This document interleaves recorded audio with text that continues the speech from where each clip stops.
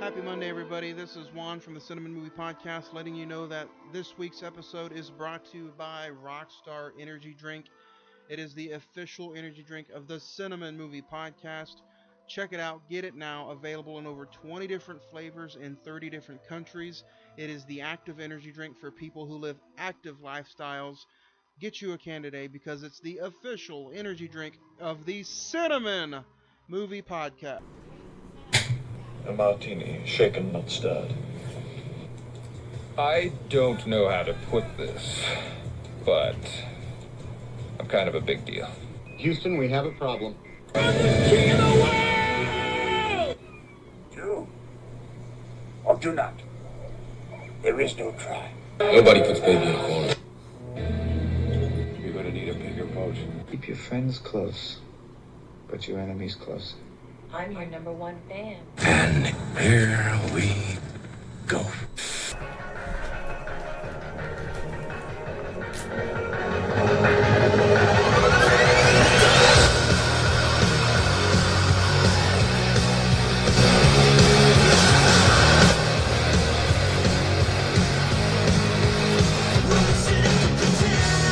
There's a place for me with the skeletons where I never have to hide. And the God above tucks me in at night. This is more like the end. Happy Monday, moviegoers, and welcome to another installment of the Cine-men Movie Podcast. And I'm back here joined with Zach. Hello. And Ed. Hey, how's it going, folks? Nice for you to drop in on us. Ed's epic return. And hope everybody's out there having a good Monday. I'm Juan, and we are talking all things Silence of the Lambs, the Oscar-winning film from 1991. And believe it or not, gentlemen, this is only Oscar winner number 2 that we've covered. So with that being said, I thought we covered a little bit more Oscar winners, but we haven't. Zach, how you been doing? Doing good. I got some recent watches in. I actually went to the theater this weekend, and I'll talk about those and recent watches. Nice. Ed, how about you? Not too bad. Just been working quite a bit. Good. It's good for you. So- Going into... Let's talk about a little bit about last week. Last week's episode got really high praise. We had a little over 290 downloads, almost reaching the 300 mark. But guys, that's just downloads. That doesn't include people just listening to the episode. So that's just people literally hitting the download button and downloading that episode onto their devices. So, with that being said, Zach, the bonus episode is coming up. Yes. And that will drop this Sunday. That is the Joker movie. Yes. And before we get into some plugs and some recent watches, I got a little bone to pick. It's not a The rant. movie's not even out yet, man. It's not a rant, but for some odd... I know there's some reasons out there, but this movie has people talking already. It's not even out, like you said, but people are trying to get this movie not to be played in theaters because of the violence and because of some circumstances, unfortunate circumstances that happened, in 2012 with The Dark Knight Rises. Right. Those theaters will not show this movie at all. I mean, I can understand it, but at the same time, there was, on the dark web, as you would say, there was a threat or they had reason to believe that somewhere, obviously they don't know where, because of this film, there might be violence. And I don't know if it's like what exactly they meant by violence. Yeah, I mean, there was going to be attacks, I guess you would say. Going into this weekend with the Joker film, I have heard nothing but great things. I have heard nothing but positive and upbeat reviews, and man, I'm really excited about talking about this film Sunday. Yeah, I think it's going to be good. Ed, are you going to be joining us? Sunday, probably not. I'll have to work 2 to 11, so no. But the one thing about this episode that I'm really, really looking forward to is the performance from one Joaquin Phoenix, getting considerable Oscar talk for this role. Yeah, it's going to be interesting to see what he does with it. I think Joaquin is a method actor, as you guess you would say, and he literally any character he does, he makes it his own. I think this is probably the biggest at least in my part, the most anticipated bonus episode that I think we've ever dropped. Yeah. I really wanted to try to dedicate an entire show to it, but it didn't get done. But going into the Joker film, also, I think we have whether it was a feature-length episode or just a bonus. I think we kind of have to talk about this. Yeah. But the other buzz that's people are talking about this movie is that they don't think that it's too violent. And Yeah. I'm with you. I haven't even seen the movie yet, and people are already saying that it's too violent and it just doesn't need to be shown. But what's the difference between this and What we're going to talk about. John Wick? Chapter 3. Yeah. So, Yeah. you know what I mean? Or Rambo. Yeah. And Rambo had its own little, piece in the episode last week. But last week's episode got really good praise. Had nothing but good news to hear about it. And today, man, we are covering Silence of the Lambs. Had a theatrical release of February 14th, 1991. And, so yeah. But for everybody, there's a poll up there on Facebook right now, and it wasn't even close. It looks like the last episode of the month is going to be Hocus Pocus. Figured. So Hocus Pocus will probably be the episode that we cover on the October 28th show. Marvelous. Yeah, no kidding. But we're on social media. You guys can find us at facebook.com/moviereels, REELZ 405. You can also find us on Instagram at Cine-men Movie Podcast, or the Twitter is at Cine-men405.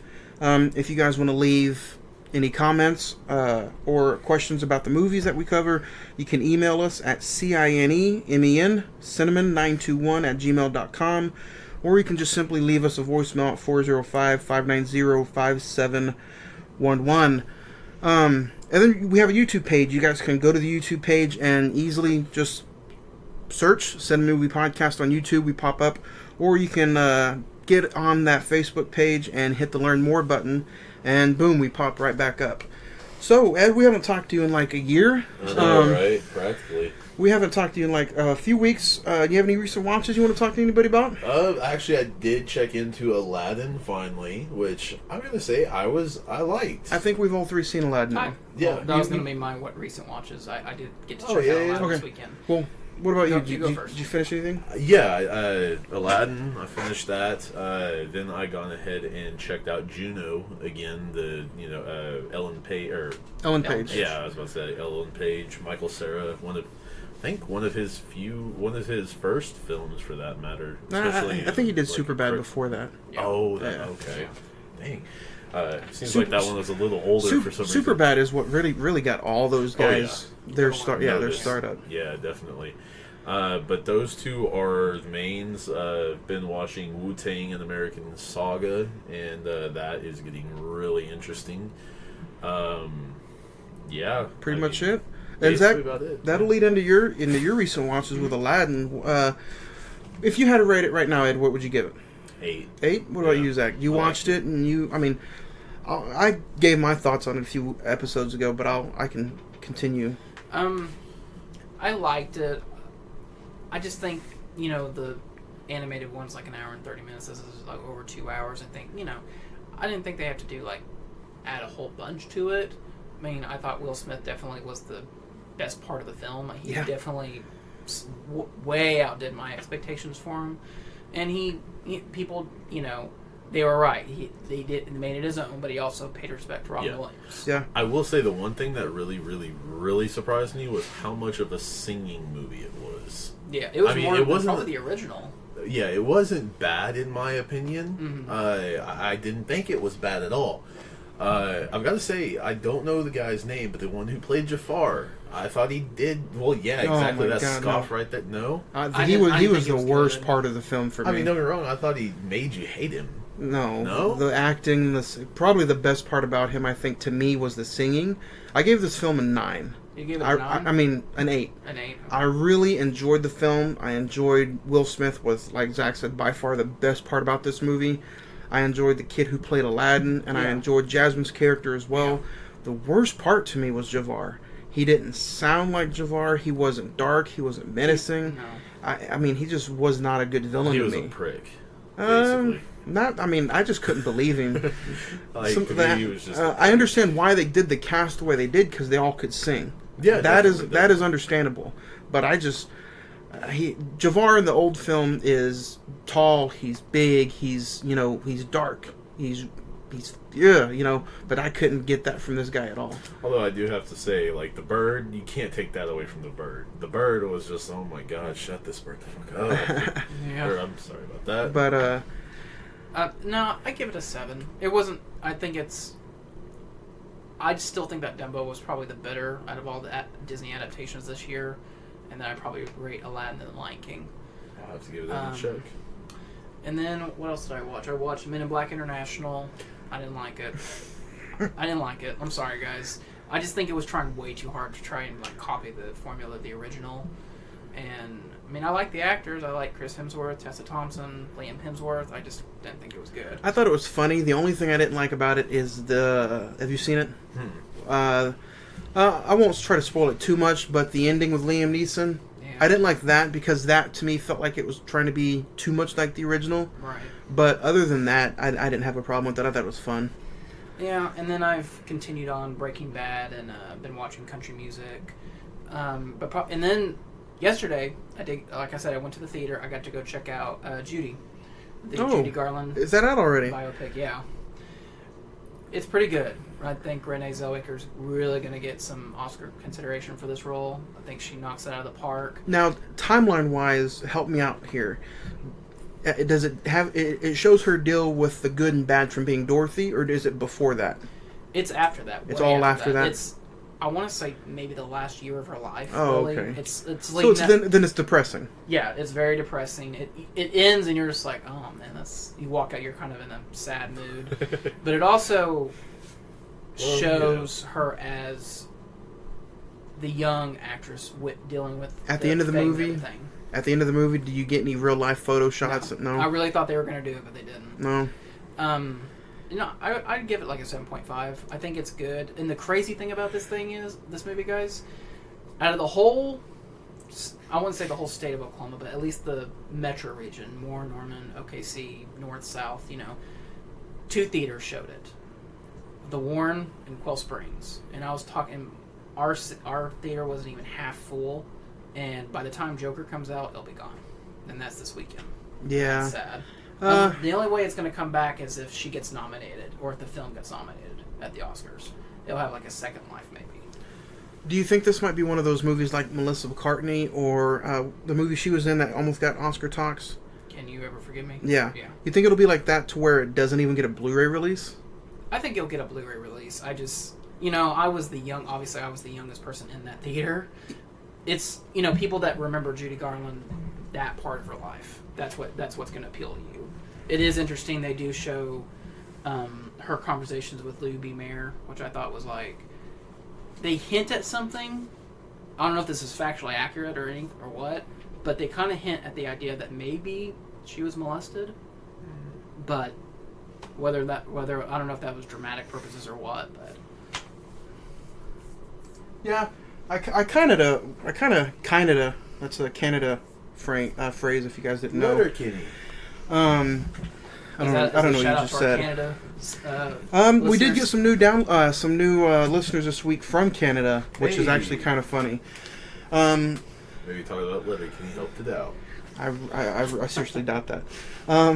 But Judy, I kind of this is kind of an interesting film to me. Like, I was hoping that it was something that was like praising her, or kind of something happy in her life, but I really am now hearing about it. I really want to see it, but it's just like so much stuff around her life has been dark. Yeah. That I was kind of hoping for something kind of happy. And that's the movie. It basically, I was telling you guys off air. It was basically her struggles in the last couple months of before her death, and so it the movie is a little slow, I'll admit, at some points, but I don't know her entire life story.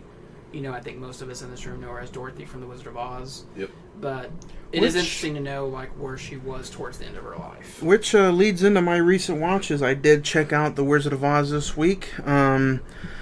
Just revisited. I bought the big box set Walmart. If you guys can go find it, it's really great. Buy $29.99. Has all kinds of nice little memorabilia and stuff in it. But my daughter saw it and she said, "I want to watch Dorothy." And she doesn't even know who Dorothy is. She just wanted to know who it was, and I told her, and she said I wanted to watch it. And that was probably like the highlight of the week because the way she loved it. Good. And like going back and seeing that now, it's one of those movies that is like. But yeah, Wizard of Oz was on the watch list this week. I finally did go back, Zach, and see Rambo 2008. Did you like it? I liked it. It was definitely a lot more like the Rambo from 2019. Yeah, the one we just saw. That one was really good. It was brutal as well. It was crazy. Well, I mean, when you have Rambo literally killing people with a .50 caliber weapon, it's pretty insane. And then I won't spend too much time on it because I'm only halfway through it, but I started Booksmart. So did I. I'm like 20 minutes into it. What do you think so I'm far? about 40 minutes into it. Okay. And so far it's kind of out there. It's, I don't think it's terrible. It got high praise. Like they say, I heard it was like one of the best high school comedies. I was like, I mean, maybe for this generation. Yeah. I think kids or teenagers or even young adults today will probably like it a lot more than maybe somebody from 10 or 15 years ago. Yeah, it's their Superbad. Yeah. Almost. And then I checked out Sleepaway Camp 1 and 2 from 1983 and 1988. Those movies are just fun horror movies. What are they? What are they? B films? No. Yeah, kind of.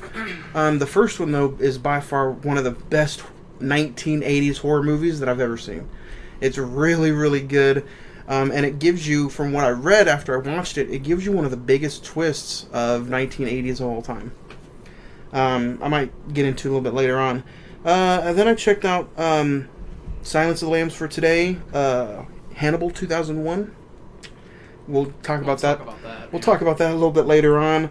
And then Child's Play 2019. And I have to say, by far, that is probably the surprise of the year for me. I didn't think that was going to be any good. And I thought, being a huge Child's Play fan, I thought this was not going to be good. Yeah. But it was good. It's updated, and it's, all about smart dolls and 2019 toys. And so I highly recommend it. If you're just a film fan in general, go check out Child's Play from this year. Other than that, guys, that's it. So, yeah, getting into today's episode.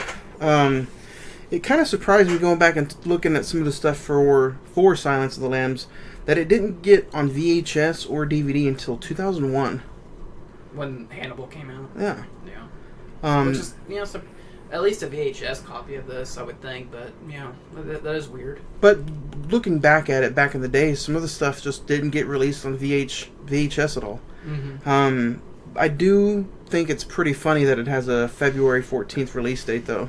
Which, when you think of Valentine's Day, you always think of cannibals. At least I do. I don't know about you guys. Well, I mean, they probably are eating a heart, so hey, it's alright. There you go. Well, no condonation, but yeah. Yeah. Condonation to what? Cannibalism. Just throwing that out there. Don't really say go for it. We say stay away from it. Eat a chocolate heart. How about that? So going into today's episode, we are going to talk our top 5. So today's top 5 is going to be all about some of our most underrated actors that we think is, part of Hollywood history or recent Hollywood. But I did want to let you guys know that we have some new downloads available coming up on Anchor, which is going to be the brand new Joker episode, which you will be able to hear in just a few days this Sunday. And guys, I think it's time that we go ahead and talk top 5.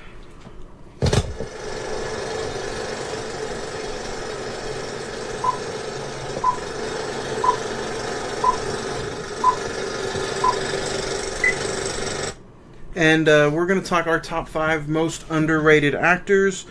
I think I'll go ahead and name off my honorable mentions. Harvey Keitel from Reservoir Dogs and Pulp Fiction, Bad Lieutenant, and Steve Buscemi, Big Lebowski, Yep. Reservoir Dogs, Crazy Eyes from Mr. Deeds. Boardwalk Empire. Yes, sir. Zach, do you have any honorable mentions this week? I do. I think I have 4. I'm just going to name them off. Sean Bean. You know, he has to die in every single movie he's in. Hey, But, he's a good actor. Alan Rickman, R.I.P. Snape from Harry Potter and the first Die Hard movie. And, what's the name of the cat in Alice in Wonderland? The cat in Alice in Wonderland? Yeah. The Chester. Cheshire or Chester or something like that? Cheshire Cat. Cheshire, yeah. Andy Serkis. Gollum, King Kong, Caesar from definitely. Man, how has that guy not won an Oscar yet, honestly? Yeah, it's crazy. He's huge in a lot of CGI monster or animal effects, for that matter. Yeah. And my honorable mention, just because this guy is on TV, he's in movies, he won an Oscar for Best Supporting Actor, and I still don't think he gets the recognition that he still deserves, J.K. Simmons. Yeah. He is a monster in Whiplash, but he still does good And that son of insurance commercial. What about you, Ed? Do you have any honorable mentions? He's a contortionist who actually does a lot of double acting. John David Brown, if I'm not mistaken, John David Brown. He does a lot of contortionist doubling. So pretty much, if you need to stuff a human inside of like a 2-foot box, he's your guy. Like legitly, I'm not even kidding. Yeah, he's actually put himself in a safe, and then had someone unlock it and came out of the safe, and the safe was shorter than this table. Wow. Yeah. And he's like 6'3". So that's your honorable mention this week? Yeah, I've just seen him in a few things, and I was just like, hey. Number 5 for me, we're going to talk about Michael Pena. Yeah. From American Hustle, Crash, End of Watch, Ant-Man. He's in the recently new Dora the Explorer, The Lost City of Gold. Really? He's in The Mule. This guy is in a lot of stuff. A Wrinkle in Time. But if you get to some of the movies that he really puts in some of his acting chops, a.k.a. Crash, or some stuff like he does in American Hustle or End of Watch, this dude... He can act. Yeah. But just given the right circumstances and the right director, I mean, it's just a matter of time until he really gets onto something big. And Fury. Yeah. He's really good in Fury. Yeah, I forgot about Fury. So we'll continue to go around table. Zach, what about you? You got somebody 5? Number 5 is actually an actor who... He's almost like Michael Pena. He just randomly shows up, whether he's the star of or just supporting cast. Michael Shannon. He's in Mud. Let me think. I love Michael Shannon. Yeah, he's in a lot of like little independent stuff. I think wasn't he in Bad Boys 2? He played one of the KKK members. Yeah, he was in Bad Boys 2. Mm-hmm. He was in Nocturnal Animals. He is in Boardwalk Empire as one of the cops. I think he's terrific. He's in Man of Steel. He plays DC plug. There you go. He's Zod. Yeah, General Zod. General Zod. Yeah. Oh my god. I think he's sometimes he's underutilized, and when that happens, I think you can get a lot more out of him. He's in Mud too. Yeah. So, Edward, you got number 5. You're probably not going to recognize the name. It's a guy named Noel Guglielmi. I'm not exactly sure how to pronounce the last name.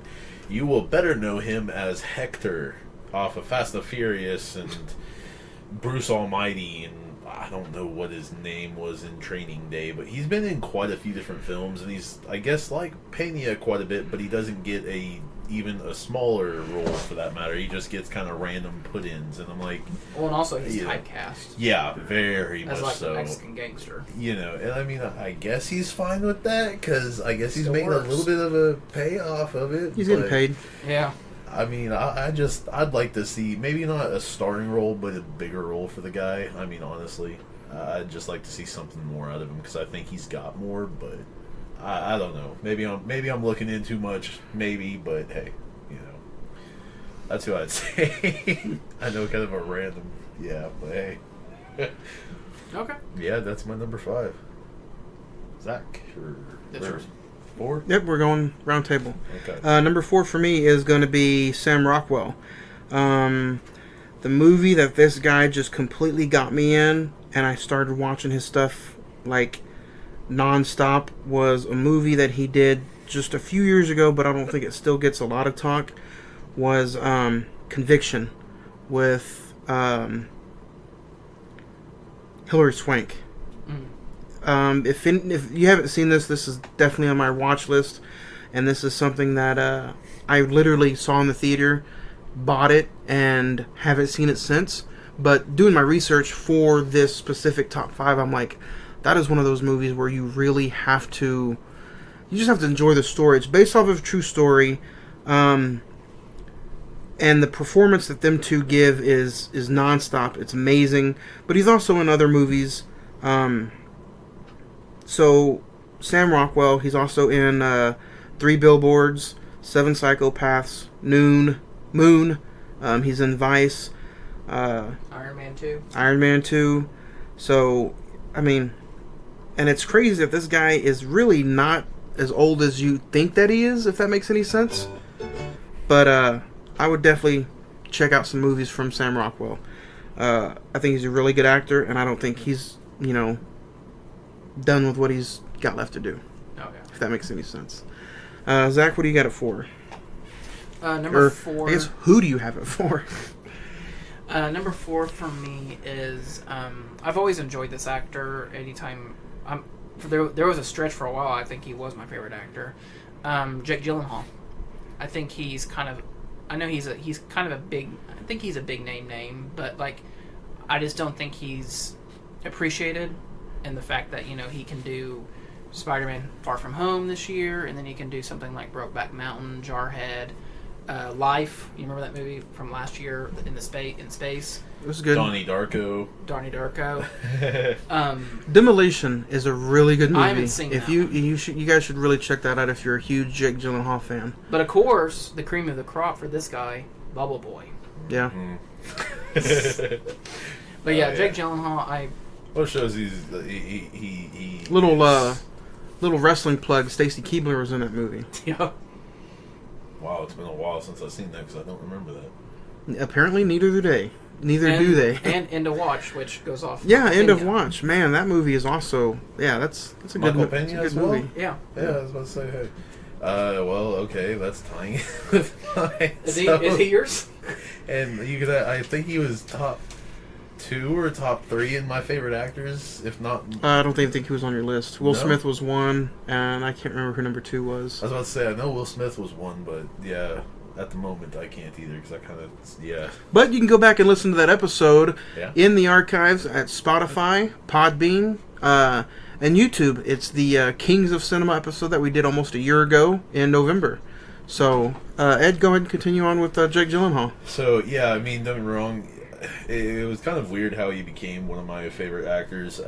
He literally, Donnie Darko kind of sealed it, and then after that I was intrigued and kind of just really wanting to see what else he had, and it kind of was funny that he was in Bubble Boy and different things like that. So I was like, okay, this guy's got some comedy chops too, as well as being a depressed little like background, I guess. So it was kind of cool just to see him grow, I guess, or expand. And then, with Brokeback Mountain, it was kind of, to me, a weird pick with Jake and Heath, for that matter. But, I mean, I didn't have the vision, so, whatever have you on that. Casting director did, or the director and the casting director did, whichever. I can't even believe you guys didn't even bring up Brothers with Jake Gyllenhaal.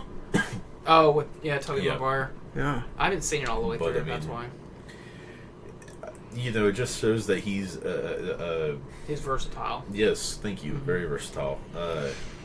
But yeah, it's number 4 for me as well. Oh yeah. Number 3 for me is going to be the guy starring in the Joker this weekend, and that's Joaquin Phoenix.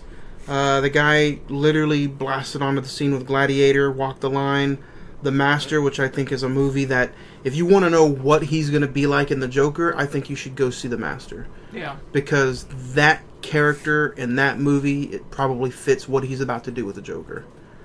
I could agree with that. And then her, even though some people really, They're mixed on that. yeah, it was kind of mixed, but I enjoyed it. I thought his performance was really good.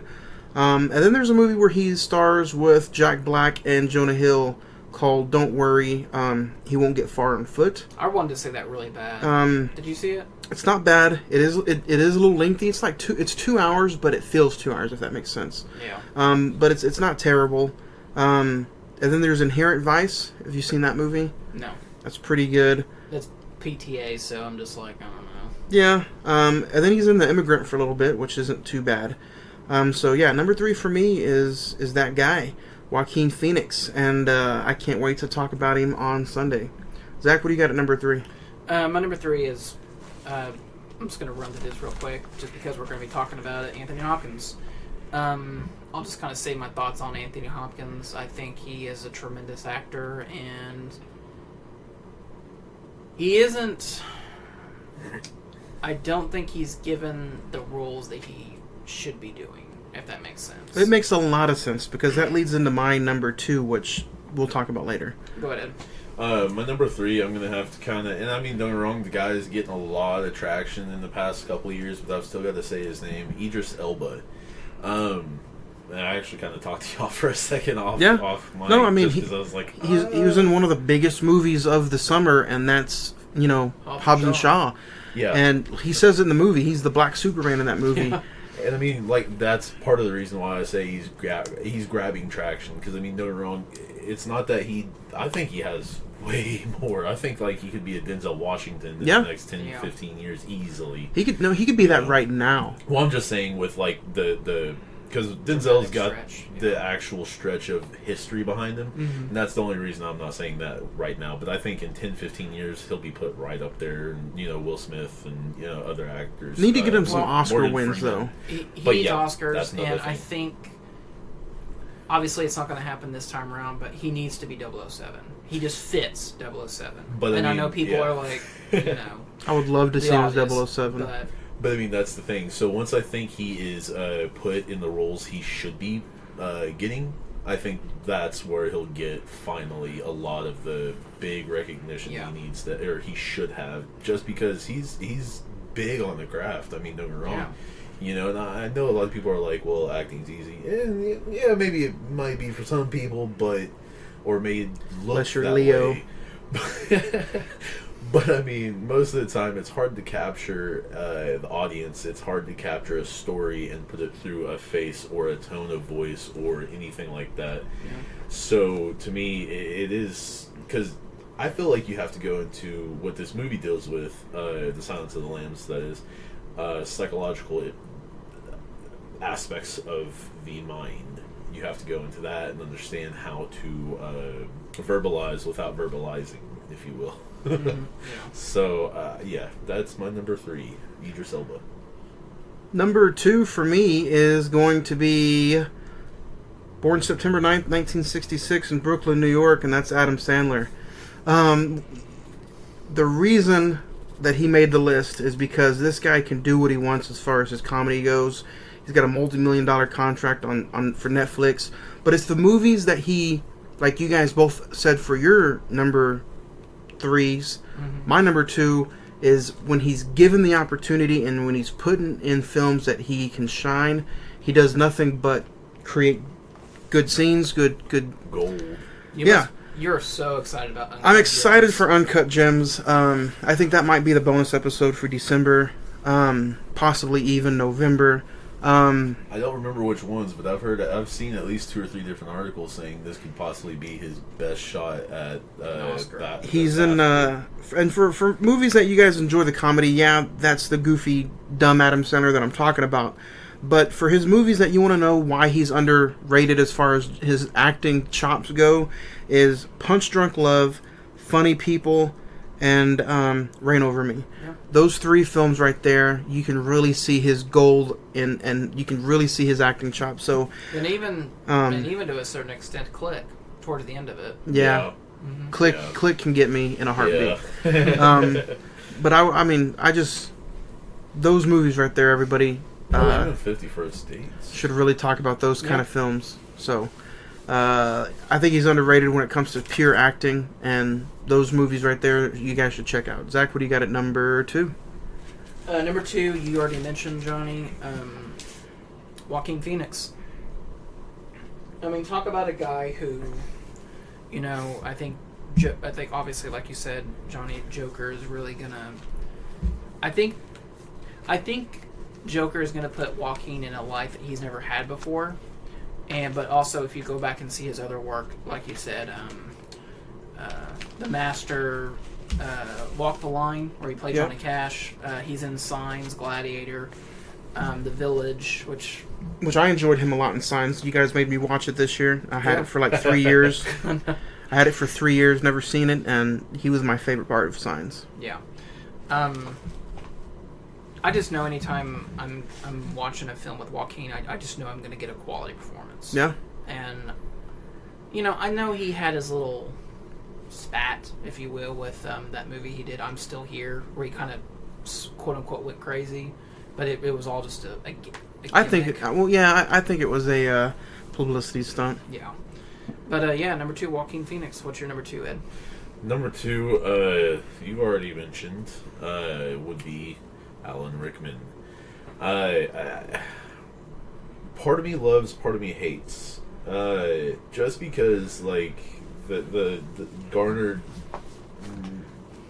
phrases or words and all that in one fandom that has become insanely popular and now is half the merchandise out there, and most of it is towards one, not the other. Always. Yes. That kind of annoys the shit out of me, or kind of annoys me a bit. But, however, I will say that I've got to appreciate all of his acting, all of his go-throughs. Even in stuff like Dogma, you know, I thought he kind of brought out better in other people around him, just because, you know, of how much quality he tried to bring to screen, whether comedy, whether dramatic, whether even fantasy, for that matter, for one of the most memorable, 7-8 film roles he'll ever have, probably, throughout those periods, at least, for that Well, matter. and 2 other movies that kind of came to my mind that when you were talking about him was, did you see Eye in the Sky, where it was about the drone over Iraq? Where he plays a general. He's really good in that. And Sweeney Todd. Yeah. Oh yeah. Half the actors in Harry Potter were in that Sweeney movie. Todd. Yeah. I mean, the one who played young Grindelwald, the one who played Bellatrix. Pettigrew. Yeah. Alan Rickman, Bellatrix Lestrange. I mean, there were tons, or Helena Bonham Carter. Yeah, but this is kind of like an off topic. It just kind of came to me. Do you think Johnny Depp could have played Sirius Black? Part of me thinks he could, part of me thinks he couldn't. Yes, but I mean, no, wrong. He plays the older Grindelwald. He does. Yeah. So, Fantastic Could he? Beasts. Yes. Would it be great? No. Johnny So, yeah. Depp, I'm practically at that point where he can play pretty much anything if he really is, like, cast into it and told What to do, yeah. Maybe Oh, he plays everything. I was about May to not be say. good, but he plays everything. Yeah. Maybe the paycheck is what I'm talking about. Yeah. Told the materials behind this. Hey. What's your number 1, Johnny? My number 1 is going to be somebody that we almost did the episode, and I'm still excited about doing it somewhere down the line, but it's going to be Ben Foster. And his big role that really put him out there for me was... Hell or High Water. No, I enjoyed him from that, but the movie that really I saw him in was... Pandemonium. Is that it? Or Alpha Dog, with Justin Timberlake and Bruce Willis. I saw him for the first time in 2006 in Alpha Dog. I rented it from an old buddy of mine. Was like, hey, we rented movies, and we came back to the house and hung out. And it was, one of the movies he picked up, and bam, it was, it drew me. But he's in other stuff too, like 310 to Yuma. He's in a few episodes of My Name is Earl, 30 Days of Night, The Messenger, like you said, Zach. He's also in The Mechanic. I hate him in 310 to Yuma. God. He's in Lone Survivor. He's in The Finest Hours, Hell or High Water. Inferno, Hostels, He's been in a lot of stuff. Galveston, Leave No Trace, which is really good. But yeah, man, Ben Foster is one of those guys that how he did not win an Oscar for Hell or High Water is mind blowing.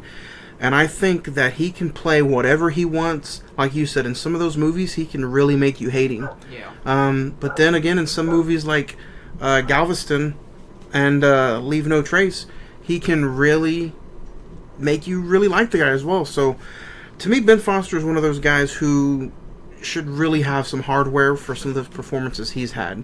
You literally love him or you hate him. Yeah, but he's kind of like Joaquin Phoenix, where he will give you one hell of a performance. Yeah. So, Zach, what do you got number one? So my number one, I tried to come up with an actor that really hasn't got either the recognition or the roles that he probably deserves. This is someone that I kind of think that he's been not only typecast but kind of parodied in a lot of different ways. But man, when he either picks a role or he gives it his all, he can be really, really freaking good. And my number one underrated actor is Sylvester Stallone. Wow. I mean, that performance he did in Creed, he should have won that Oscar. Yeah. I'm not taking anything away from Mark Rylance, but man, when you can create a character that's 40 years old and you can still bring life back into it, and just you care about him and you hope nothing bad happens to him, that's good acting. Yeah. And say what you will about his other films like Rambo and all this and that, but I mean, people love him. I've heard he's an amazing person. Yeah, I hear nothing and I read nothing but good things about Sylvester Stallone. And I just hope one day that he gets a role that he does win an Oscar, because he deserves it. He's damn near almost 80 years old. He does have an Oscar for Rocky. He does, yes. So, but I mean, an acting award, yeah. But yeah, what's your number one, Ed? Number one for me is a guy that is seen in half of every movie practically, with his typecast basically. But Djimon Hounsou. Oh yeah. I mean, don't get me wrong. Like when I seen Blood Diamond, when he really was, good. yeah, that's what I'm saying. I'm like, dude, this guy can go. Okay, like I felt he was extremely believable in that one. Well, and the fact that you like rival Leo in the same scene, it's pretty good. Yeah. So to me, that is one I will say officially underrated actor, just because. It always seems like he gets tiny parts that have one or two liners and that's about it, or a specific thing and that's, you know what I mean? And yeah, I'm kind of like, dude, why? Because this guy has the thing that you need, but and he's also transcended just different genres. He could do Blood Diamond, he could do the MCU, he could do very easily. What else has he been in? He has variety. And that's what you want in an actor. So much variety, for that matter. But yeah, definitely that would be my number one. Underutilized, definitely. So definition. Yes. we are getting into Silence of the Lambs, guys. Today, it's got an 8.6 on IMDb and it's got a 96% on Rotten Tomatoes. And this is one of the few movies that Roger Ebert gave it a 4 out of 4. So, we apologize about the barking dog. This microphone picks up everything. All right, guys. So it begs the question: what did you think the first time you did finally see this movie, and then your recent watch on this film? Zach, we'll start with you. The first time I actually watched this was actually on TV, on an edited version, like on this. Channel 43 or something on just regular television. And I didn't really see the whole film. I kind of saw Clarice going into Buffalo Bill's house from that point. And, I was just like, okay, I was kind of disappointed in it because I've heard all this hype about it, but on this and then later I rewatched it for the first time and I was like, yeah, this is really good. And then on this rewatch I was like, yeah, this is a damn good movie. Ed, what about you? Kind of the same way. I mean, honestly,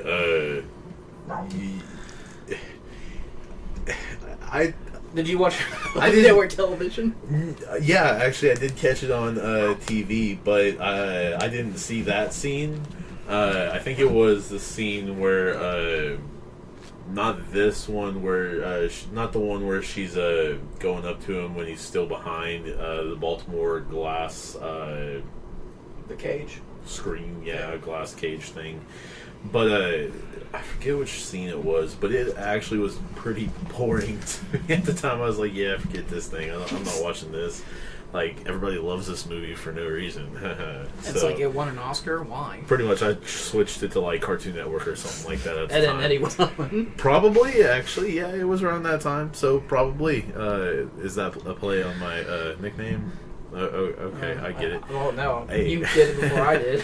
But no, now, especially that I like psychology and sociology for that matter, I will actually watch documentaries over real life people like this.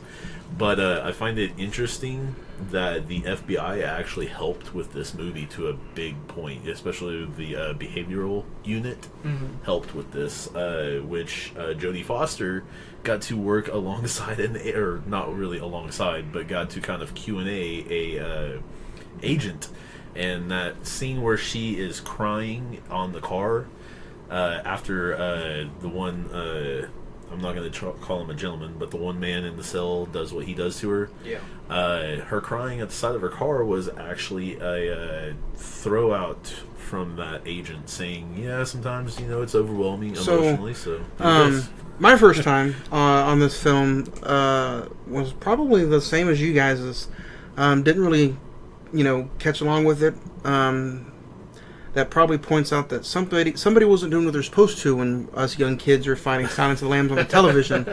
But over the past few years and the past few months, and then over this recent watch, it's been one of those movies that you can't help but whenever it's on, you really do keep a close eye on everything that happens. And you just pretty much feel like you're in the movie when you sit there and you watch it, and you get into the dialogue and then the scenes with Jodie Foster. But that comes to my first question. What did you guys think of the first time that, Hannibal Lecter and Clarice met? That first scene where she walks down to meet him, and you just, first off, this film doesn't really have a lot of meta in it, but the meta that does have in it, it gets you. Yeah. And, it happens that first time they meet. So, what did you think of that scene? Zach, I'll start with you. I think, we talked last week on Dracula, the introduction to him where he's, says, I'm Dracula. That is a very iconic introduction to a character, but this, I kind of think it outdoes that. Just because we're dealing with two characters that one is, quote-unquote, on the light side and the dark side, almost. chaotic evil, lawful, chaotic lawful almost. Mm-hmm. And that, I was kind of going through, when I watched the movie, I kind of made interesting notes in that there's only 5 interactions between Hannibal and Clarice through the entire film. Yeah, this is almost like, one of those movies that, it's supposed to be a big spotlight on, Anthony Hopkins and Hannibal Lecter, but it's really not. He's not in it that He's long. not in it a lot, and I was really surprised that he is, he won Best actor. Best I think actor. it would have been supporting. exactly. Mm-hmm. And unfortunately, this spawned off a few spin-offs that weren't really into the limelight as this one was, but we'll get to that a little bit later. Mm-hmm. But no, going back to that your question, I think that is probably one of the best scenes, just introductory wise, because they're just filling each other out and they're trying to figure out. It's almost like a cat and mouse game of who is going to outdo the other in like psychological thinking. What do you think about it, Ed? It is a cat and mouse game. I think he's actually the second shortest to win a best actor. What did you think of the scene though between Jodie Foster and Anthony Hopkins the first time that they met? But I mean, if you get two actors that have a quality about them, and then even a chemistry for that matter, so it's kind of funny, just knowing what you get to know after this is all done. That some of it was actually improvised, some of it. One actor scared the hell out of the actress for most of the onset and in film, for that matter. That could be due to why there are such few scenes with each other. But you kind of get that clashing of heads feel with it. In that retrospect, basically you've got one trying to go and do her best because she's a student and she's underappreciated, she's a female in that field, and all kinds of things, so she's got to prove herself 10 times over. And then you've got the other, which is kind of omniscient in this film, at least. Basically, he's toying with her. He is. He's going to. It's simple as that. She's being told, but then on top of that, it's kind of sending the lamb into the lion's den. Literally, Silence of the Lambs to a point. But which was funny that I find it that the director Jonathan Demme, this movie got nominated and won Best Picture. And the movie he did 2 years later, Philadelphia, you get to work with Tom Hanks, Denzel Washington. And 2 years before, you got Anthony Hopkins, Jodie Foster, which, you mentioned him in your top 5. Anthony Hopkins, before this role, didn't have so much to do, but this movie hit, and boom, he was a movie star. Yeah. Do you think, because this is obviously based off of a novel, do you think that they picked him just right, or do you think that, who would you like to see? Anybody else, or do you think he fits the role just right? Because looking back at his filmography, he's done stuff like Hitchcock and I like Hitchcock. Thor. Yeah. I think what I was gonna say in the top 5 was, he's basically been typecast as the villain almost in every single film, because he was, he's the villain in this. He's the villain in The Wolfman. He's the villain in Red 2, I believe. The Right. The Right, yeah. He eventually became the villain. Yeah, and, I think he's been typecast in this, villain role, and, I just, when I saw him a couple years ago in Transformers, The Last Night, I was like, what are you doing, man? You're Anthony Hopkins, you're Hannibal, you won an Oscar. You shouldn't have to do these movies. Just I know you probably need the paycheck, but I don't know. It's just he doesn't get the roles that he should be getting, like I said. And some of it is the typecasting. Some of it is maybe he just doesn't. Maybe he doesn't care anymore. I think he needs more roles like Hitchcock. Yeah. Ed, what do you think about Anthony Hopkins? Is he somebody that's usually on your radar, or definitely? Or if a movie pops up with him in it, like something like lately he's done like Hitchcock or Transformers, you're like, oh, Anthony Hopkins is in it. I'll check it out. Don't get me wrong. It's not just going to be just because of him, but with him, I know that at least one part of it should be pretty dang good. I like how he plays the, like I said, omniscient, all-knowing, all-seeing, all-doing, whatever you want to call it. Just because he feels that way, and he can. And I know a lot of this was camera angles, speaking directly into the camera or just right off canter with the camera, so it feels more like the audience is with the actors. There's a lot of wide shots on faces. Yes. To get their not only the performance, but what these characters stand for almost. But I do feel like he is typecast as the villain, but it is for a huge reason, just because he plays it so freaking well. But for the most overall, part. Yeah. The guy's got at least a little hardware to understand. Yeah. This is why he's here. this is the only horror genre film that can actually say Best Picture right here. Hey, speaking of Best Picture, this also won 4 other Oscars, and Jodie Foster won her an Oscar. This movie won Best Picture. but there is some controversy to these Oscars. I guess the scene with Buffalo Bill, where you see what he does and he backs up into the camera. Right. For some reason, that got really bad publicity back in the day, and I think it's the LBGQ. Yeah. Had some things to say about yeah, it. and we just weren't. Well, to be fair, not evolved, but we just weren't there yet. But they actually, like, what shocked me about it, and the only reason I brought this up is to mention that they were the outside of the Oscars. Right. And then when one of the presidents, I guess, of the group, whenever they interviewed her about the Oscars and the amount of awards that it did win, they were surprised that this movie, something this kind of taste, would win 4 Oscars. To be fully fair, though, Anthony Hopkins, as Hannibal Lecter himself, does say that he thinks he is. He is not, because of his past trauma to his childhood and da-da-da-da. Plus, you can actually, not really anybody with that community, with the LGBTQ community, have I ever seen Nazism or Nazi symbols when you can clearly see that on this guy's bed. Right. So I'm just going, maybe he... Yeah, but it brings the question to me that my bad, that Oscars aren't, I don't think, are as important anymore as they were back then. You think, Zach? I think they're able to get a lot.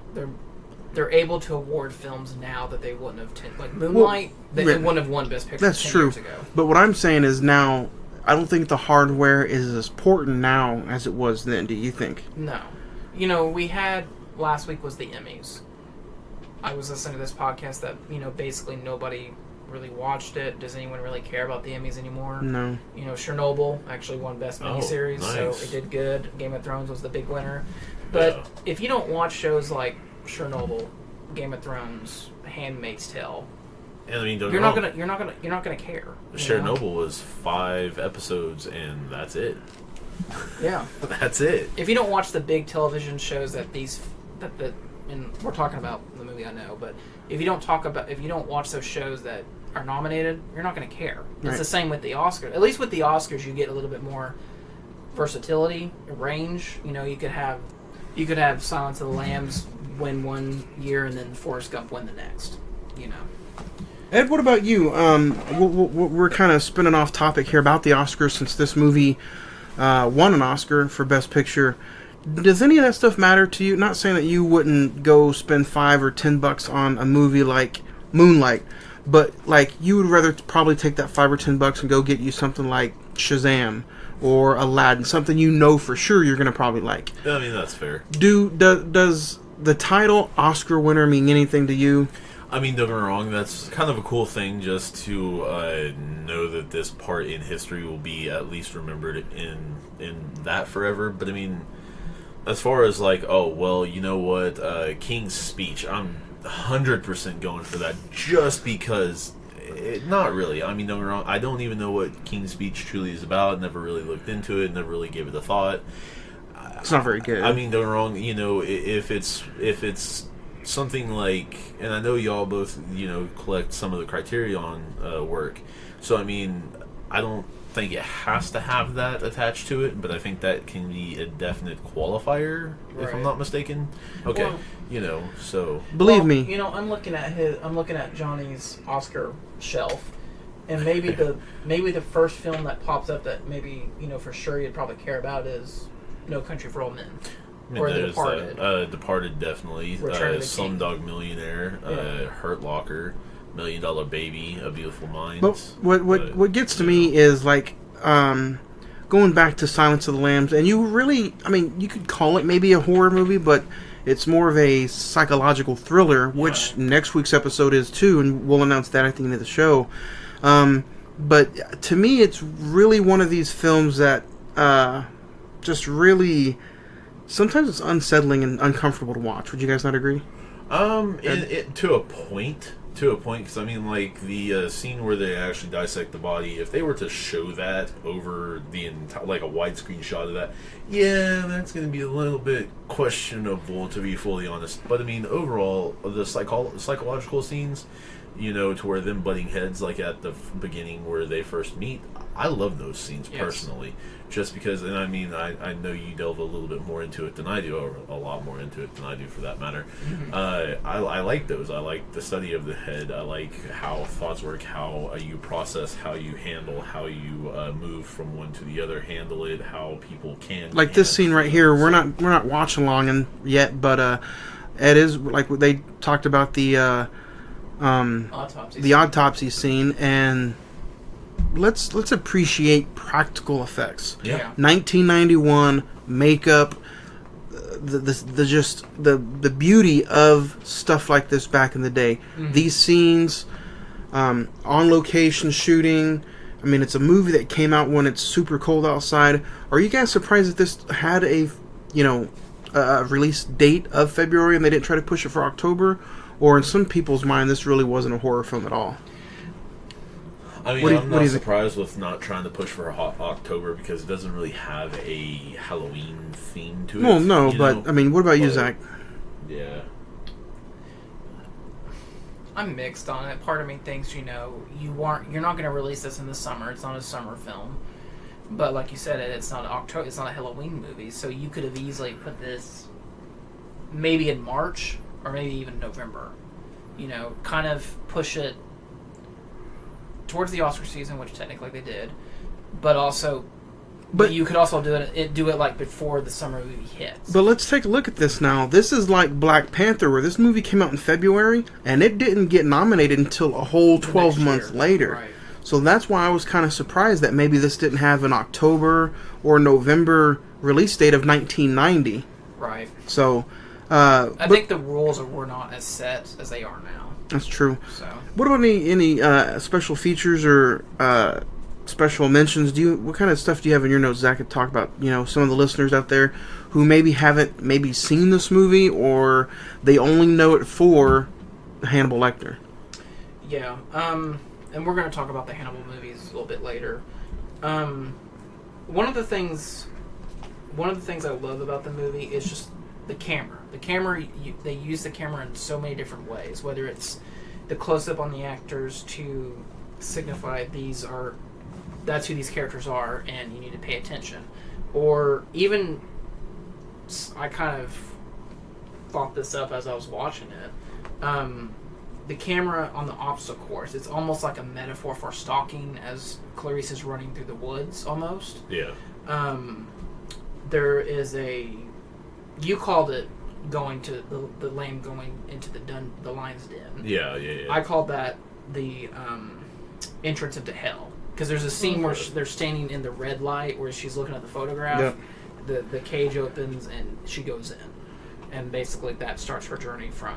Well, I mean, I like that scene because part of the reason she actually got hired by Jonathan Demme. Okay, Jonathan Demme. Was because when he saw her coming to audition, and then he saw her from the actual hallway, he noticed basically what do you call it when you're truly not desperate for a role, not desperation, not that, but when you're motivated highly to get a certain thing. You're motivated? Basically, I guess the motivation, yeah, you can call it that. Notice the motivation, the ambition, the determination. There it is. Determination. That's what I was looking for. The determination and ambition and motivation to go ahead and get this. And that's part of the reason why he even truly had us follow her down that, is because that's part of the reason she got the role. And he wanted that character to have that determination factor in the interweavings behind everything else. So. I'm surprised this film didn't get nominated for best cinematography because of the wide camera shots and the way it was, beautifully shot. But it did get an Oscar for best writing, screenplay, and then Jonathan Demme won for best director, and Jodie Foster and Anthony Hopkins. And it was nominated for best sound and editing. Yeah. Going into now, what were Did we you going to notice there's mention? a lot of tracking shots in this movie? Like the scene we just watched with Buffalo Bill's lair. They're kind of going in throughout the different rooms that ultimately lead to the...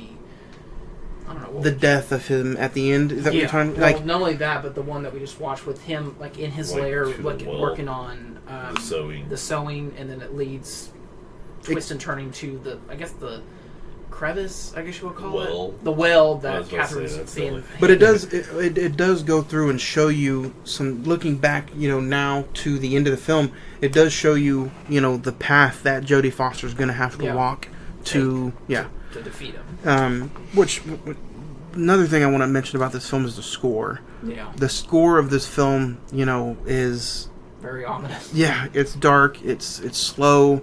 You guys heard it at the beginning of the episode during the Rockstar plug.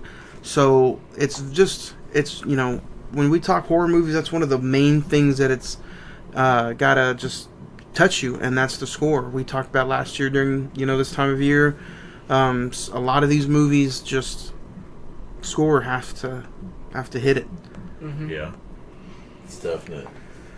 Jodie Foster, how awesome is she in this role? She's incredible. Taxi Driver Yeah. was one of the first films I've seen her in. The thing that really gets me about Jodie Foster is, let's talk spinoffs, because Hannibal Lecter, Right. got his second movie dubbed Hannibal in 2001. Which all these sequels and prequels, they're all based off the books. All Right. these books are real. Which, at the end of the day, Hannibal got really judged because they didn't get to bring Jodie Foster back for the sequel. They wanted Right. to, and I think she was either she didn't want to do it. she didn't want to do it because of the ending. Yeah. It was Even though perfect for her. the ending of the movie is the same as at the end of the book. Hannibal Lecter and Clarice run off together. So Yeah, she plus I think she says it kind of, filming the first movie kind of weirded her out. She didn't want to come back and do the sequel. Mm-hmm. So also it's kind of upsetting that But Hannibal was a box office hit. it was a huge hit, but it doesn't feel the doesn't- same just no. because she's not in it. Exactly. Which they did get Julianne Moore. in it, which she is a tremendous actress as well. It But just she couldn't fill the shoes of Jodie Foster. I couldn't believe her accent. I couldn't No. believe her southern accent. I think that's something that really Jodie Foster really hit with you, that she has that southern belle feel. Actually, she was made fun of by Anthony Hopkins for that, Yeah. and that was actually improvised at the time. Yeah. Yeah. Yeah. So that's kind of a funny thing. But, That's another reason that she said she didn't want to come back to. I guess she didn't appreciate some of the hazing or the antics that he did along with it. So But, I mean, and going forward from that, we have Red Dragon. which I think Red Dragon is kind of underrated. Because, it's the prequel before Silence of the Lambs. And it's Edward Norton and Anthony Hopkins going at it. And you have Ralph Fiennes as the villain, the Right. Red Dragon. And you have Philip Seymour Hoffman as Yeah. a journalist. So that one is actually a lot better received than Hannibal or Hannibal Rising. Yeah, I didn't check out Hannibal Rising, unfortunately. That pictures him way back before Red Dragon, right? Yeah. Like when he was a teenager almost, or a young see, adult. See, Hannibal, it's kind of cool, but it's kind of stupid. He kind of becomes like a ninja in that movie, but I think it's well done. I think it's not as bad as what people say. If you enjoy something like this, Silence of the Lambs, Hannibal, Red Dragon, I recommend My Friend Dahmer. You seen that? oh, It's really good. That's on the Vudu account. You guys should check it out. if I'm not mistaken, that has Zac Efron playing No. Jeffrey Dahmer. No, that's the Netflix movie, and he doesn't play Jeffrey. Oh, he plays Ted Bundy. Yeah. Ted Bundy. Right, that's right. Yeah. I have no. It's the kid. It's the guy from American Horror Story who plays him. Who plays Jeffrey Dahmer. I have seen some of that, which some of the scenes with, the shape, like, I think it was where he steamed up the window a little bit with his breath and then, wrote, yeah. I was just like, wow, okay.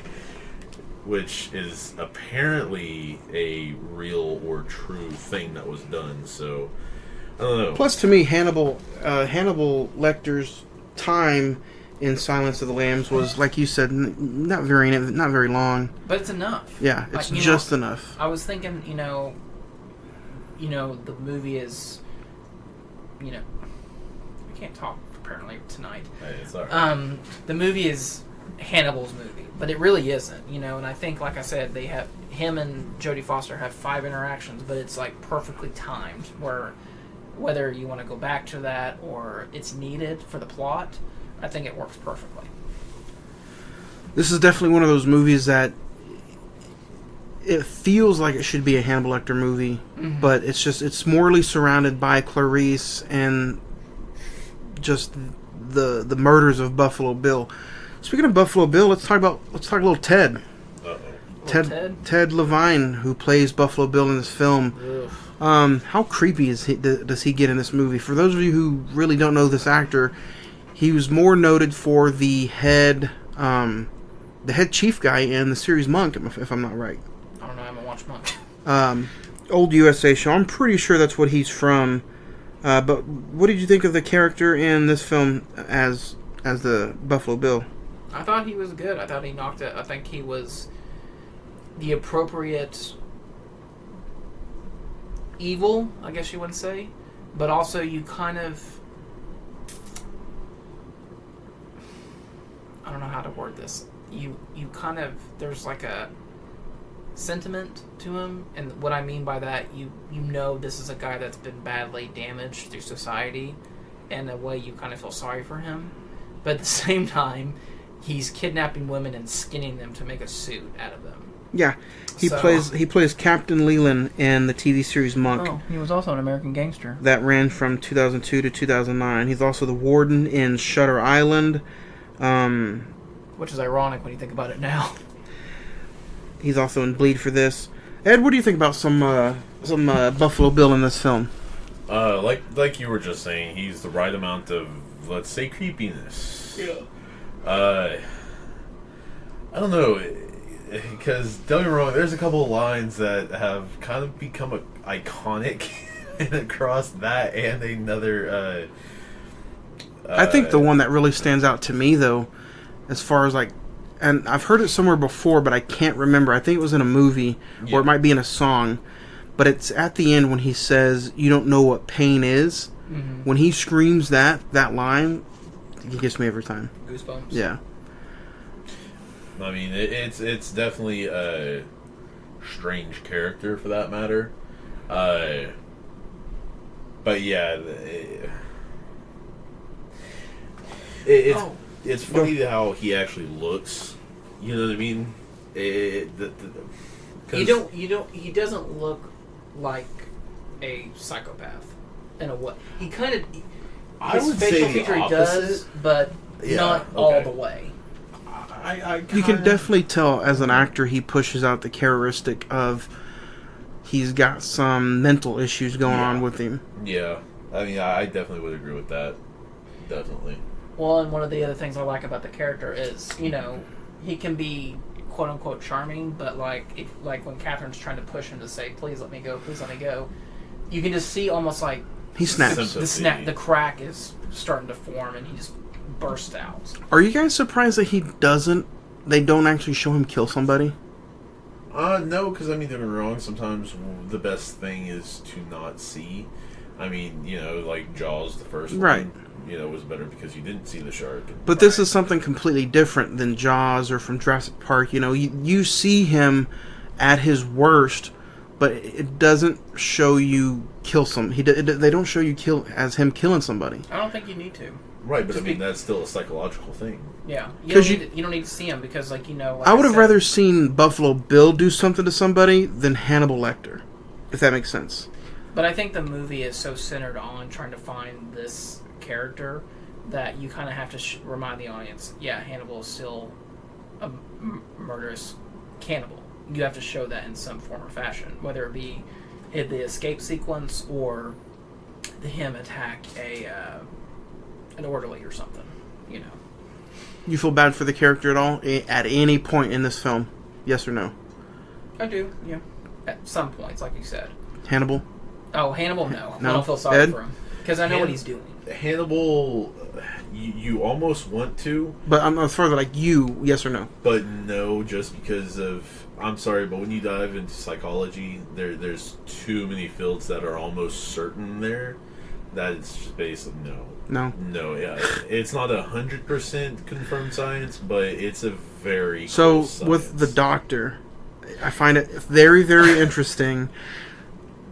That, I was going to say something before you. Go ahead. Dr. Sheldon, he's a creep.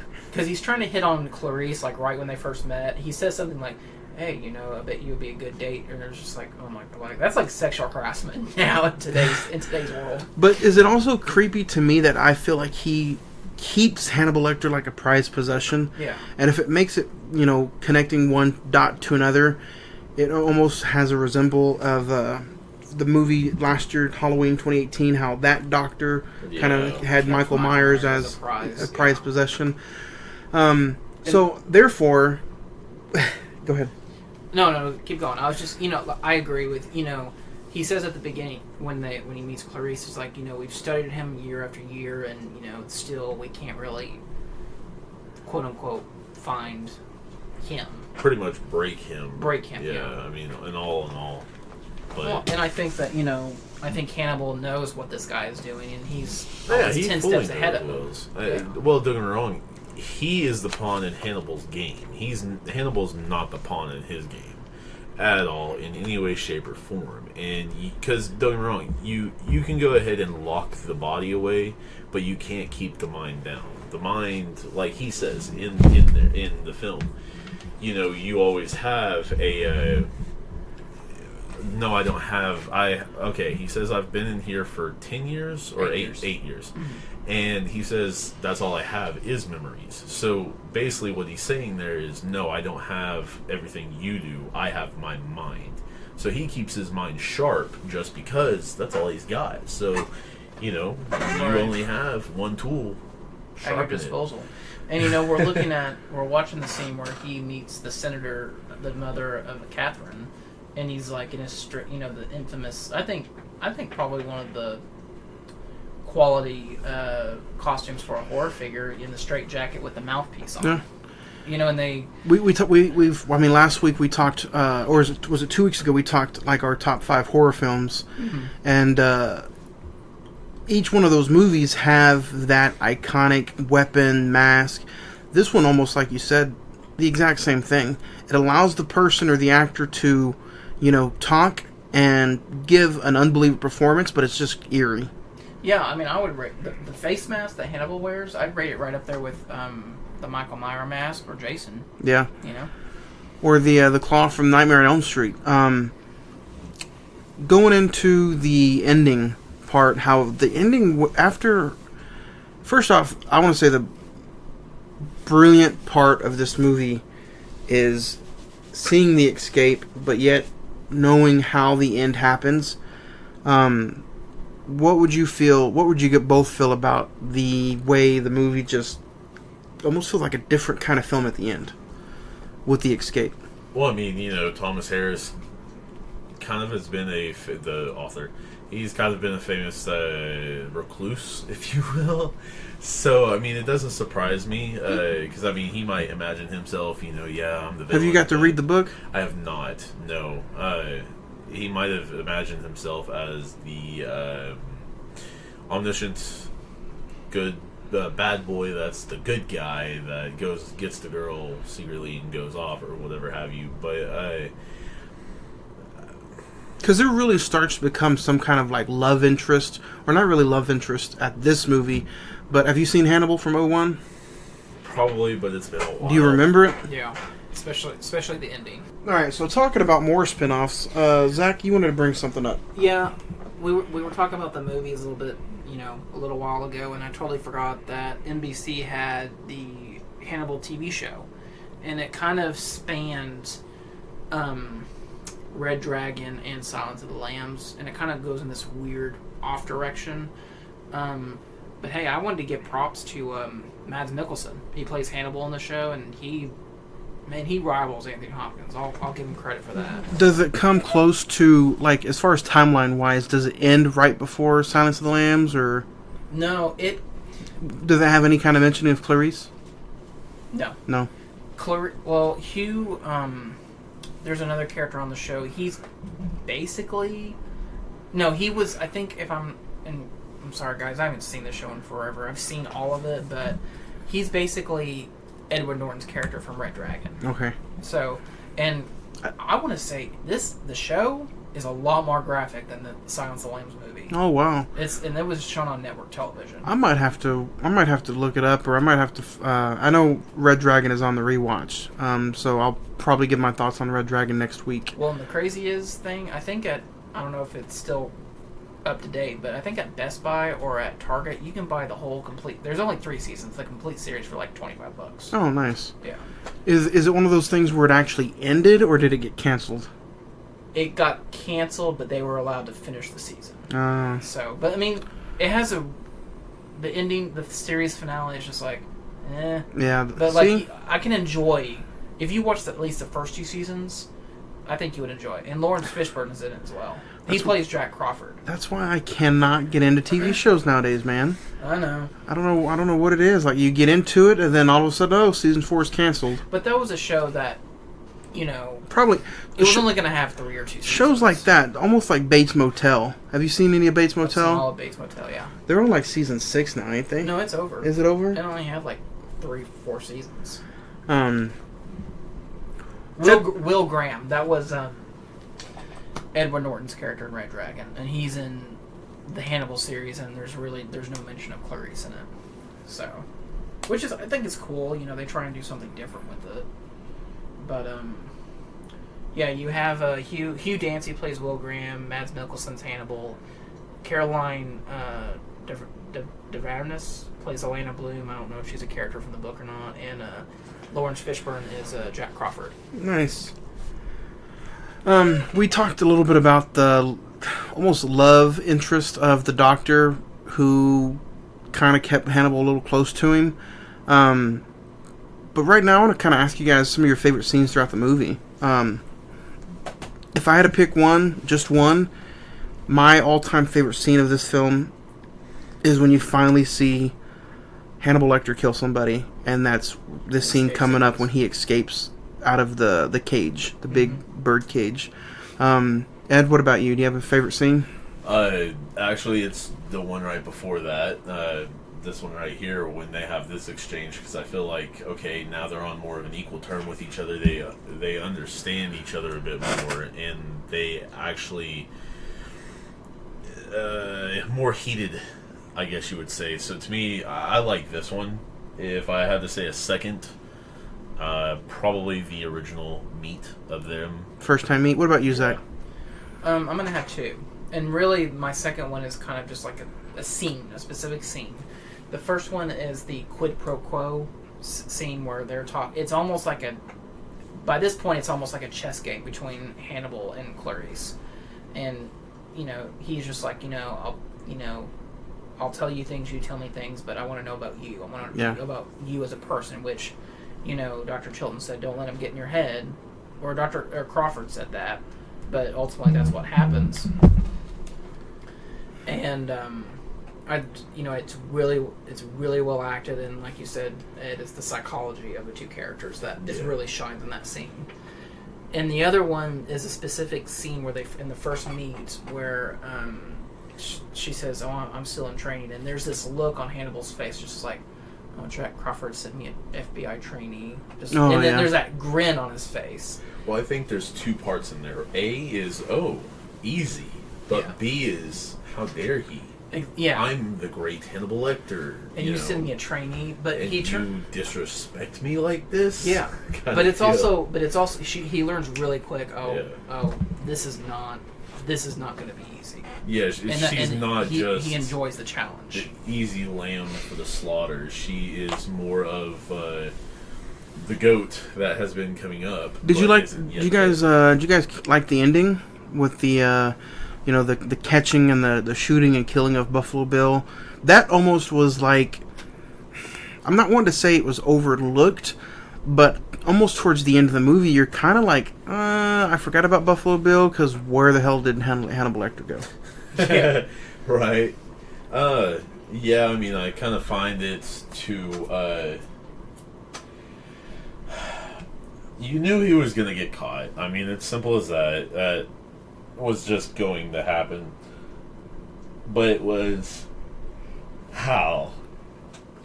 It was more how, for that matter. So when, they finally catch up to him and you think that one thing's going on, it is not. It is 100% total different, and she's left alone. So instead of having a team or whatever have you, she is literally, utterly alone in that room with him. Is it, Zach, tell me if I'm wrong, but it's only Hannibal Lecter and the security guard who's close to him that's in this one and Hannibal from 01, right? It's only them two? Yeah, it's Hannibal and Barney. Yeah. He, from what I remember, he does come back for the sequel. And Gary Oldman, I want to say, does he play... He's the guy who's all... Does he play Dr. Chilton, or Yes. is he one of the guys that gets mauled? He's the guy in the doctor bed. That's right, all no. mauled up. But I'm trying to figure out, is he Dr. Chilton, or is he just one of the security guards that got mauled in the attack? Oh, in this movie. In the second one, in Hannibal. So you're saying... No, I'm right. Does Gary Oldman play one of the cops that was mauled in Silence of the Lambs in Hannibal? I thought he... No, I could have sworn he was... Alright, so this we want to show you, or let you listen in on a scene from Silence of the Lambs, and this is the one you guys were talking about where it's almost kind of like a slap in the face to Hannibal about Jack Crawford getting a trainee to go talk to Hannibal Lecter. Check it out. I'm training at the academy. Jack Crawford sent a trainee to me. Yes, I'm a student. Coming from you. Maybe you can decide for yourself whether or not I'm qualified enough to do that. That is rather slippery of you, Agent Starling. Man. Pretty good, man. That's why they won the Oscars. Them going back to each other. So your favorite scene of the film would be... Did you already give your favorite scene? Yeah, the quid pro quo and this scene right here. And you'd probably be like me if you had to rank the 3 feature films. It would probably be Silence of the Lambs, Red Dragon, Hannibal. Yeah. I really wanted to like Hannibal, man. A lot of people like it. Horror buffs, at least. Yeah. I think the biggest, just thinking about it, the biggest problem with Hannibal is just it's just not scary. The poster is his face and just like the evilness of him, and that's not really what the movie is. But I mean, yeah, it's probably Silence, Red Dragon, Hannibal, and Hannibal Rising. I'd probably put the TV show in between Silence of the Lambs and Red Dragon. Ed, when you finally see the ending of Hannibal Lecter looking at his old favorite doctor at the end of the movie, what did you think?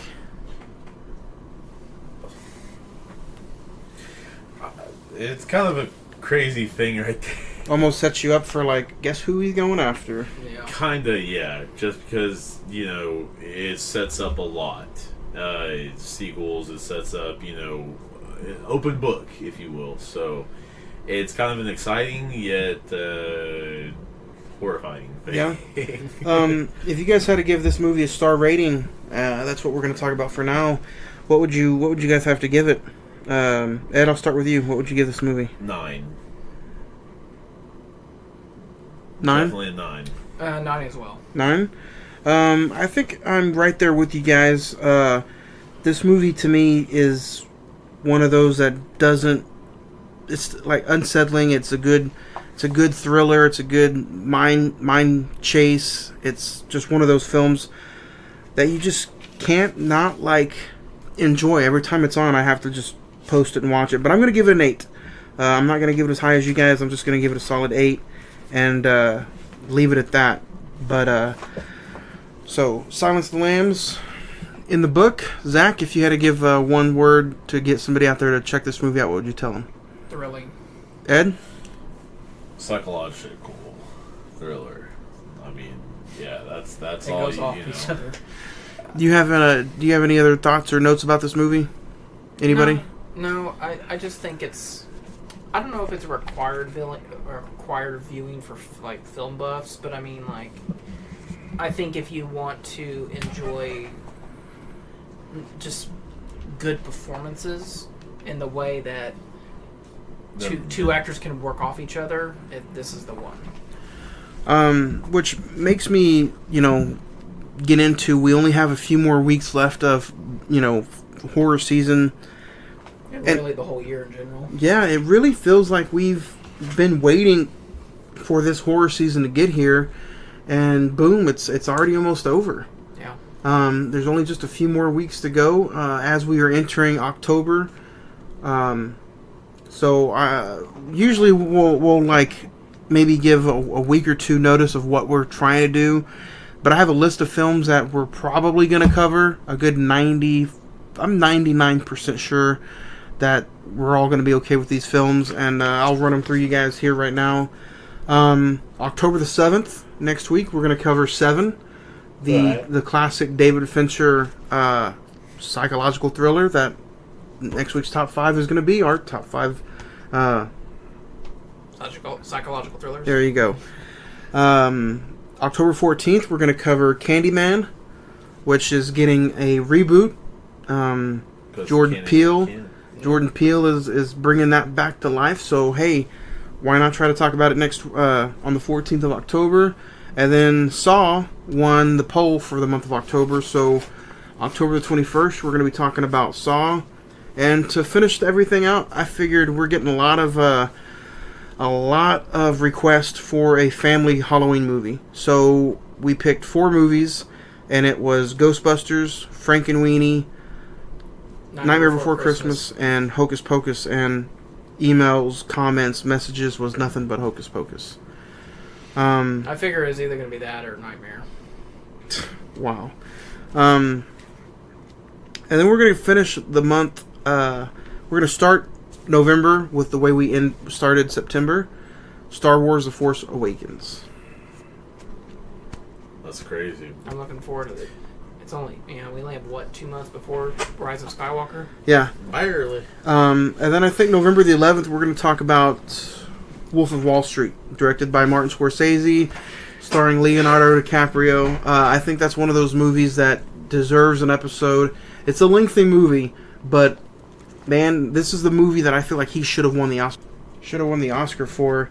And then November the 18th, we're bringing it back. We're going to talk about Tom Hanks. We're going to have an entire episode dedicated to Tom Hanks, and that is the Monday before Thanksgiving. It's before his A Beautiful Day in the Neighborhood. Right. I wanted to call it the Mr. Rogers movie. But yeah, that's going to be the Monday before that movie drops. So we're going to talk all things Tom Hanks. And then November 25th, the last day or the last episode of the November, we're going to talk about Inception.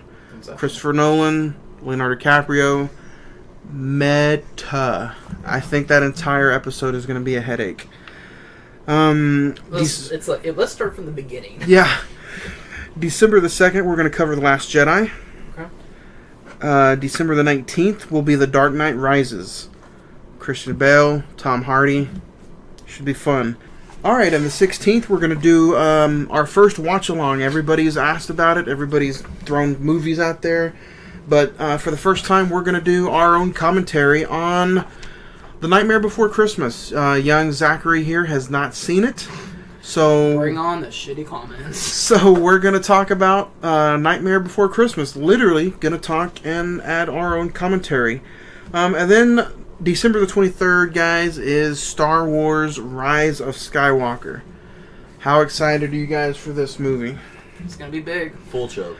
And then, everybody who's out there, we have at least 500 to 600 people who listen to this show every single week.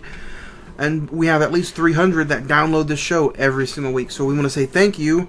And December the 30th, the last episode of the year, is going to be the viewer's choice.